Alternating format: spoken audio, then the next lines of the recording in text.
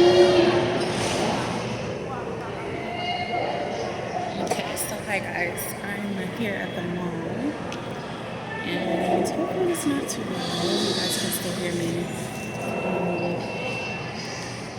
I wanted to talk about closure.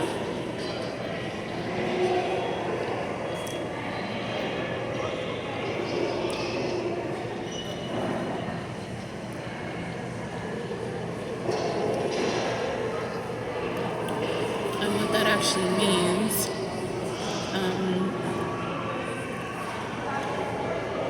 On an emotional level, like where that feeling actually comes from, like why we feel like we need closure. We do need it, but it's not going to come from the other person. You're the one that needs to close out that cycle, and that's why you have these feelings of I need closure. So the need for closure itself is not the issue. It's when we think that that closure is going to come from someone else. That's where the problems come about.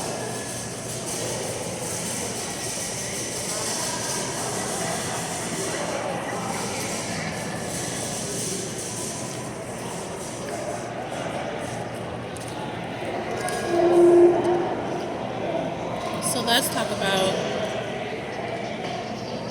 and all this is just my opinion. Everybody can have their own opinions, but I'm just, sitting here thinking about closure and how closure has been used against me and how it's been used for me, I guess. And the reason that I say that is because sometimes, I guess I've been in relationships that have ended and the other person was willing to give closure. And then I've been in relationships that have ended and the other person was not willing to give closure. And then thinking about like what causes both of those reactions. And then so let's start with when the other person is willing to give you closure. That's because they're still holding on to the relationship. Or, it could just be empathy. Like they're putting themselves in your shoes and they're saying, if it were me, I would want closure as well. I don't want any lingering feelings to happen. Like they're trying to help you through a process that they know needs to happen, but they themselves are not realizing that you need to go through that process on your own, as well as they need to go through that process on their own as well. Let me take these out because as I'm talking, they keep falling out. So that's the one side of closure. And what I have come to realize is when people are willing to give you closure, it kind of like pulls you back into the cycle of that relationship, because then like you're talking to the person and then you guys start talking about what went wrong, and then you start thinking, well, maybe it wasn't so bad, maybe we should give it another try. When the reality is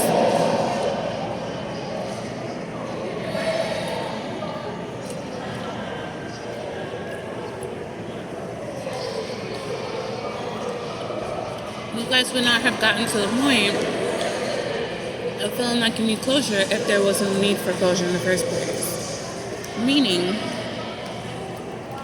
relationships that are supposed to be together or that are supposed to be intact, you're not going to feel like there's a need for closure. There's not going to be like that point at which, okay, we're breaking up. I need to feel like, there's a clean break being made here.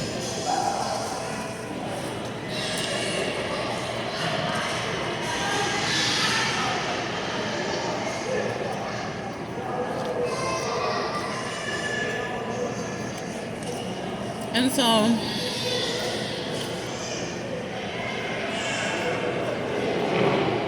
there's that side of things. There's that side of things. And then there's the side of the person who's not willing to give you closure. Now, I myself have cycled through different emotions regarding this. At first, it feels like, how could somebody be so selfish? Like, you're using lack of closure against me.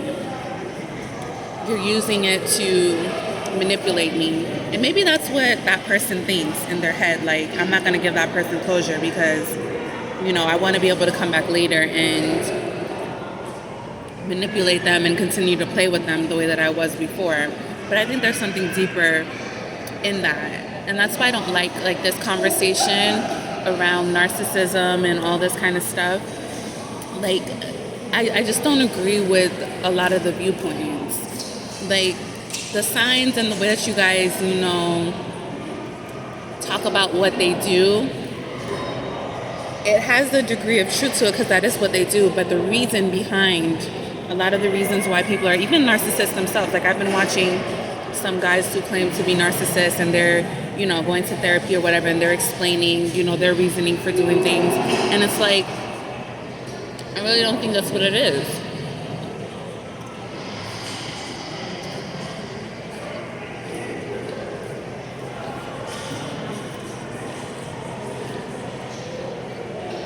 I think there's a need for narcissists. And the need for narcissists is they're willing to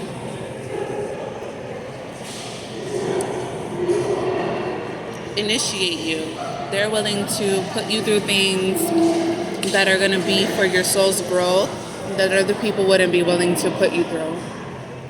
They're willing to do the hard things, such as and not give you closure. Now, there's a positive way to look at that. There's a way to look at it where you don't have to say that that person didn't care about you or they didn't love you. Sometimes people don't give closure because they know that that's what's best for you in the long run. Like, tough love kind of stuff. Like, I know that you figuring out how to get that closure for yourself is going to make you a better person, is going to make you more self-reliant, and that is my hope and my wish for you. So regardless of what you're going to think about me afterwards, I'm going to do what I feel like is right. And so I'm not going to give you this closure because you need to figure it out on your own. And so that's the way that I'm kind of looking at it. Does it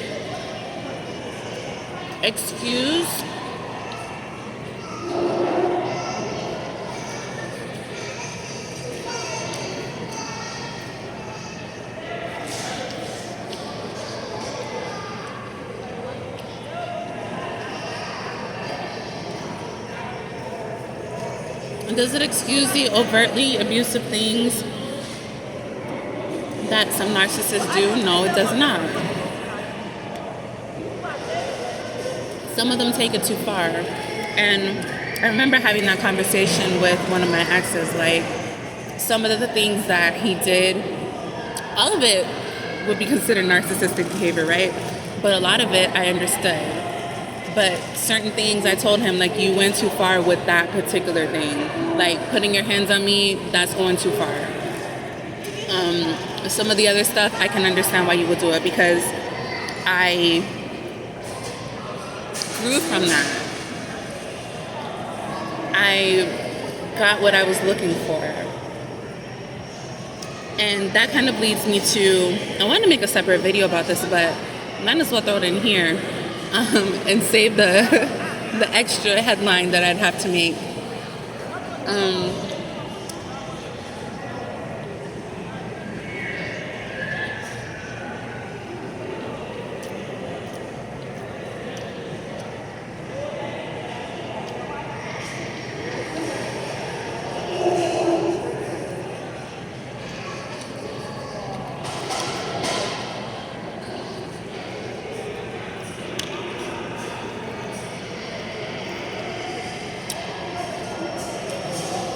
The best $450 that I've ever spent. It was to pay for a spiritual training, really like an initiation that I subconsciously knew that I needed. And I kind of went in it thinking that it was going to be like, okay, I'm not going to say that I went because I knew, like I said, deep down, what it was really for. But I kind of let myself play along with the idea of it being like, I'm going so I can learn breath work and so I can learn how to meditate and so I can be more disciplined and all of these different kind of things And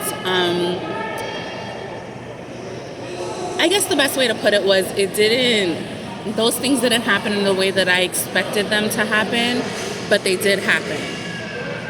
And so that's why I say it was the best $450 that I ever spent.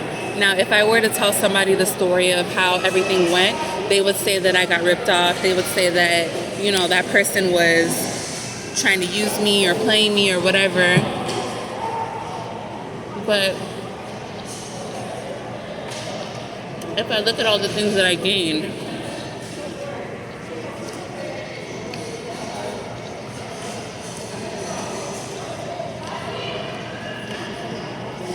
I could have spent $1,000 on that experience, and it would have been still worth it to me.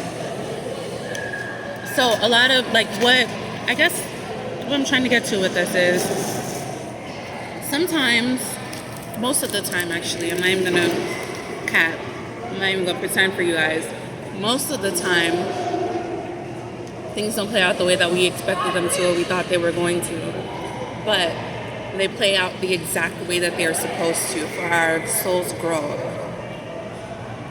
And I remember having the conversation with that person, and he was explaining to me, when you're initiated, certain things will come about. We had those conversations, and I knew exactly what he meant when he said that. He didn't even have to explain it because I knew what the whole purpose for it was.